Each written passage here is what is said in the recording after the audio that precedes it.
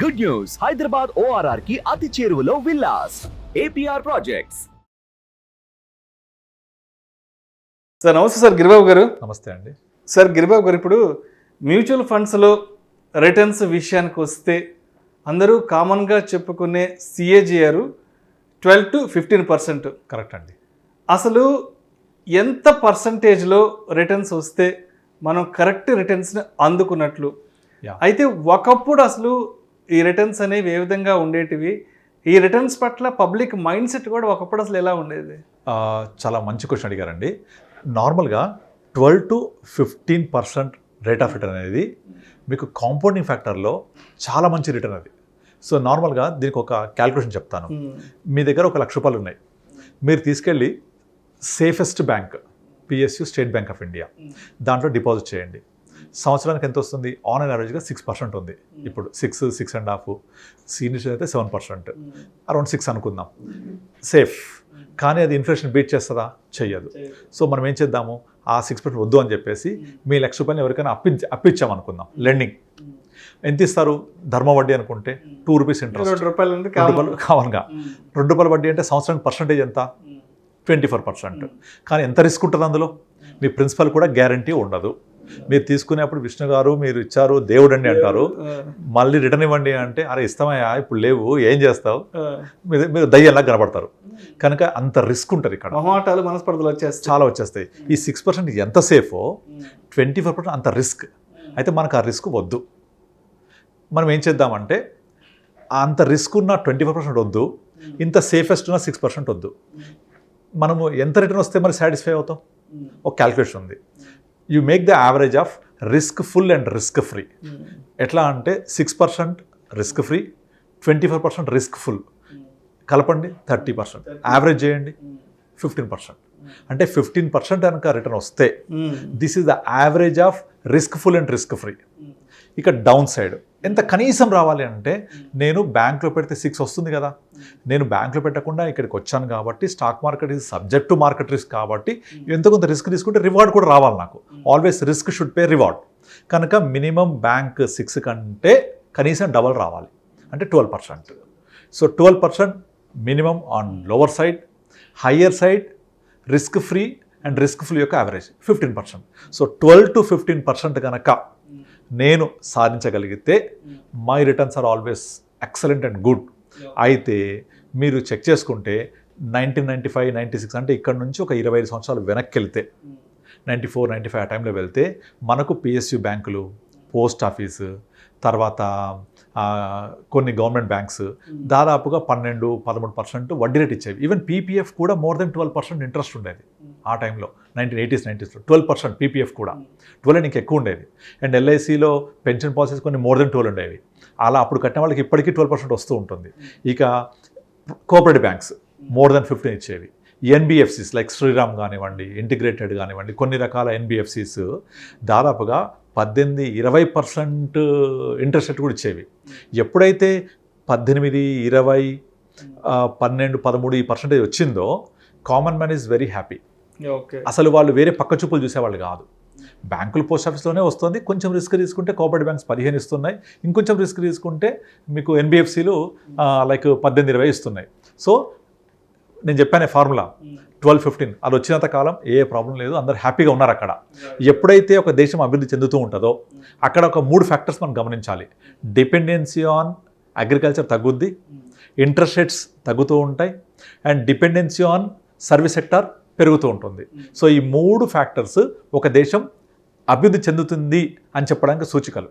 So మీరు India తీసుకోండి, ఇక్కడ మనకు అగ్రికల్చర్ డిపెండెన్సీ తగ్గుతుందా? రాను క్లియర్ కనిపిస్తుంది. ఒకప్పుడు 70% డిపెండెన్సీ, ఇవాళ 45కి వచ్చేసాం. అలాగే సర్వీస్ సెక్టార్ డిపెండెన్సీ ఒక 20 సంవత్సరాల క్రితం లెస్ దాన్ 10% ఉండే, ఇవాళ 40%కి వచ్చేసాం. Interest rates తగ్గిపోతున్నాయా? సో ఈ 3 ఫ్యాక్టర్స్ ఇండియా గ్రో అవుతోంది అని చెప్పడానికి నిదర్శనం. మరి ఇందులో మనం ఇంట్రెస్ట్ రేట్స్ తీసుకుందాం. ఇప్పుడు ఇంట్రెస్ట్ రేట్స్ తగ్గుతూ వస్తున్నాయి కదా. PSUలు 12-13 నుంచి ఇవాళ 5-6కి వచ్చేసాయి. NBFCs కూడా ఇవాళ హార్డ్లీ 8-9 మించి ఇవ్వట్లేదు. సో మరి మనకు కావాల్సిన 12-15 ఎక్కడ వస్తుంది? ఒకే ఒక మార్గం, ఒకే ఒక ప్రదేశం, అది క్యాపిటల్ మార్కెట్స్. ఈ క్యాపిటల్ మార్కెట్స్లో మళ్ళీ చాలామందికి ఏం కొనాలి, ఎప్పుడు అమ్మాలి తెలియదు కాబట్టి సింపుల్గా మ్యూచువల్ ఫండ్స్.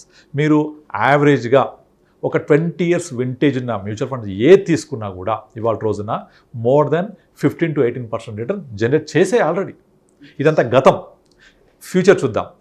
మనం ఇంతకుముందు కొన్ని వీడియోస్లో మాట్లాడుకున్నాం, ఇండియన్ ఎకానమీ రాబోయే 1 decade ఒక ఫాస్టెస్ట్ బుల్ రన్లోకి వెళ్తోంది. అండ్ మన మార్కెట్స్ కూడా చాలా ఫాస్ట్ గ్రో అవబోతున్నాయి. మీకు ఆల్రెడీ మోతీలాల్ ఒస్వాల్ వాళ్ళు చెప్పేశారు, we're going to see 2 lakh plus Sensex in coming next 1 decade అని అందరు చెప్తున్నారు. సో ఇవన్నీ కూడా 12 to 15% గ్రోత్ రేట్లో వెళ్తేనే వస్తుంటాయి. ఇవన్నీ జరుగుతుంది కూడా ఆల్రెడీ. ఇక్కడ ఏంటంటే మనకు పేషెన్స్ ఉండాలి, నమ్మకం ఉండాలి. ఆ మార్కెట్స్తో పాటుగా ట్రావెల్ చేస్తుంటే మనం కూడా ఆ గ్రోత్ రేట్లో ఉంటాము, చూడొచ్చు కూడా. సో ఇప్పుడు గతంలో జరిగింది, రాబోయే ఫ్యూచర్లో కూడా ఎకానమీ, జీడిపి రెండు కూడా కలిసి పరిగెడుతూ ఉంటే ఎప్పుడు కూడా Indian total GDP size is equal to Sensex growth. ఎలా అంటే మన సెన్సెక్స్ ఎంత గ్రోత్ ఉంటుంది, 12-14 అనుకున్నాం కదా, 12-15. మన ఎకానమీ గ్రోత్ ఎంత ఉంటుంది, 6% జీడిపి ప్లస్ 6% ఇన్ఫ్లేషన్, 6 to 7 అనుకోండి దాదాపుగా. So Sensex growth is equal to GDP plus inflation. GDP plus inflation 12 to 14, Sensex growth rate అంతే. ఇది వచ్చిందనుకోండి ఆటోమేటిక్గా మనము అక్కడే ఉంటాం కదా, మనకు కావాల్సిన రిటర్న్ అక్కడ దొరుకుతుంది కదా. అయితే ఇక్కడ ఎక్కడ కన్ఫ్యూజ్ అవుతారంటే జనాలు, బ్యాంకులు 12-15 ఇస్తాయి, గ్యారంటీ రాసిస్తాయి. మనకు గ్యారంటీ ఉందా అక్కడ అడుగుతారు. గ్యారంటీ ఇక్కడ ఉండదు, ఎవరు రాసివ్వరు. కానీ over a period of time compound అవుతూ అంటే ఒక ఇయర్ మైనస్ రావచ్చు, ఒక ఇయర్ ప్లస్ రావచ్చు, ఒక ఇయర్ చాలా ఎక్కువ రావచ్చు. మీరు లాస్ట్ 4 years చూస్తే లాస్ట్ 1 year 1.5 year నుంచి అసలు గ్రోతే లేదు సెన్సెక్స్ పెద్దగా, ఫ్లాట్ గ్రోత్. కానీ అంతకుముందు ఎక్స్పోనెన్షియల్ గ్రోత్ రేట్, అంతకుముందు చాలా డౌన్ ట్రెండ్, ఇలా యావరేజ్ అవుతుంటుంది. This is average of 6 to 7 years తీసుకుంటే మినిమం 12 to 15 ప్లస్సే ఉంటుంది. సో కనుక ఆ 12-15% 25 బ్యాక్ వచ్చింది ఫిక్స్డ్ డిపాజిట్ కైండ్ ఆఫ్ థింగ్లో. ఇవాళ సేమ్ కైండ్ ఆఫ్ రిటర్న్ మనము క్యాపిటల్ మార్కెట్స్ ద్వారా మ్యూచువల్ ఫండ్లో ఇన్వెస్ట్ చేసి సంపాదించవచ్చు. సో ఇది వచ్చినంత కాలం మనకు కాంపౌండింగ్ ఫ్యాక్టర్ యాడ్ అయ్యి మనకు కావాల్సిన సఫిషియంట్ గ్రోత్ రేట్ ఇస్తుంది. ఎందుకంటే మీరు రూల్ 15 గురించి వినే ఉంటారు, 15,000 15 years 15%. ఇక్కడ 15% రిటర్న్ ఇస్తే 15,000 ఇన్వెస్ట్ చేస్తూ పోతే 15 years తర్వాత 1 crore ఉంటుంది. సింపుల్. మరి 15% వస్తుందా అంటే గతంలో వచ్చింది. సో ఫ్యూచర్లో కూడా కాంపౌండింగ్ ఫ్యాక్టర్ ద్వారా యావరేజ్ అవుతూ మనం అట్లీస్ట్ 12 to 15% ఉంటే కనీసం 1 crore కాకపోయినా 80 lakhs 75 90 lakhs ఈజీగా ఉంటాం అక్కడ మనం. సో ఇది బ్యాంకుల ద్వారా, పోస్టల్ ద్వారా సాధ్యం కాదు. ఎందుకంటే ఎకానమీ గ్రో అవుతున్నప్పుడు వడ్డీ రేట్లు తగ్గుతూనే ఉంటాయి. తగ్గితేనే ఎకానమీ గ్రో అవుతుంది, అప్పుడే మార్కెట్స్ పెరుగుతాయి. అన్నీ తగ్గుతుంటే ఏం పెరుగుతాయి, మార్కెట్స్ పెరుగుతుంటాయి. ఎందుకంటే market is nothing but the combination of all the companies which are participating in the stock market. So stock market యొక్క టోటల్ కంపెనీస్ మన జీడిపి 80% కంట్రిబ్యూట్ చేస్తాయి. ఫర్ ఎగ్జాంపుల్ ఒక టీసీఎస్ఏ మోర్ దెన్ 3% మన జీడిపి కంట్రిబ్యూట్ చేస్తాయి. Reliance Industries group more than 2% contribute చేస్తాయి. So అలా అన్ని కంపెనీస్ యొక్క contribution is a part of GDP. Agriculture contribution ఒక 20% ఉంటుంది. సో ఇవన్నీ గ్రో అవుతున్నప్పుడు ఆటోమేటిక్గా జీడిపి గ్రో అవుతున్నప్పుడు దానికి రిలేటెడ్గా ఉండే సెన్సెక్స్ గ్రో అవుతున్నప్పుడు 12-15 తప్పకుండా వస్తుంది. సో ఆ 12-15% వచ్చినప్పుడు మనకు కావాల్సిన, ఒకప్పుడు 20-15% సాటిస్ఫై అయ్యారు కదా, ఇప్పుడు కూడా ఆ 12-15% వచ్చి కాంపౌండ్ అవుతూ ఉంటే మనం అనుకున్న విధంగా మన టార్గెట్స్ రీచ్ అవుతాం. సో 12-15 అనేది చాలా మంచి rate of return actually. And ఇంకొకటి ఏంటంటే జనాలు చాలామంది ఏమనుకుంటే 12% అనేది చిన్న ఫిగర్లా కనిపిస్తుంది, తక్కువ కదా అనుకుంటారు చాలామంది. కానీ ఇది కాంపౌండింగ్ ఫ్యాక్టర్లో equal to more than 18% of simple interest. Simple interest, compounding interest ఉంది కదా, ఆ సింపుల్ ఇంట్రెస్ట్ ఒక 18% అవుతే కాంపౌండింగ్ ఫ్యాక్టర్ 12%. మీకు రూల్ 72 తెలుసు కదా, రూల్ 72 ఏం చెప్తుంది, మనకు 12% కనుక రిటర్న్ ఇస్తే 72/12 ఎగ్జాక్ట్లీ 6 yearsలో డబుల్ అవుతుంది. 6 yearsలో డబుల్ అవుతుంది. అంటే 6 years డబుల్ అంటే మన 100 రూపాయలు 6 yearsకి డబుల్ అవుతుంది. సో అంటే కాంపౌండింగ్ 12 చూడండి, అంటే 6 years 12 అంటే ఎంత రావాలి, 72% రావాలి. కానీ 100% అయిపోద్ది బికాజ్ ఆఫ్ కాంపౌండింగ్ ఫ్యాక్టర్. అంటే మనకు simple interest more than 18% work out అయినట్టు. సో కనుక 12-15 is not at all a small rate of interest, definitely will create wonders over period of time. And ఇంకొకటి పాయింట్ ఏంటంటే పోను ఈ గ్రోత్ రేట్ కూడా తగ్గే అవకాశాలు ఉంటాయి. ఎందుకంటే ఎకానమిక్ గ్రోత్ రేట్ తగ్గుద్ది పోను. లైక్ అంటే పోను అంటే ఒక 10-15 years అవుతుంది. ఇప్పుడు యూఎస్ఏ గ్రోత్ రేట్ ఎంత ఉంటుంది, హార్డ్లీ 3% 4%. ఇన్ఫ్లేషన్ కూడా చాలా తక్కువ ఉంటుంది. అడ్వాన్స్ కంట్రీస్ ఏది తీసుకోండి, జపాన్ తీసుకోండి, జపాన్లో గ్రోత్ రేట్ ఎంత ఉంటుంది, హార్డ్లీ 1-2%. వాళ్ళ యొక్క జీడిపి గ్రోత్ రేట్ మైనస్లో ఉంటుంది ఒక్కోసారి కొన్ని క్వార్టర్స్లో.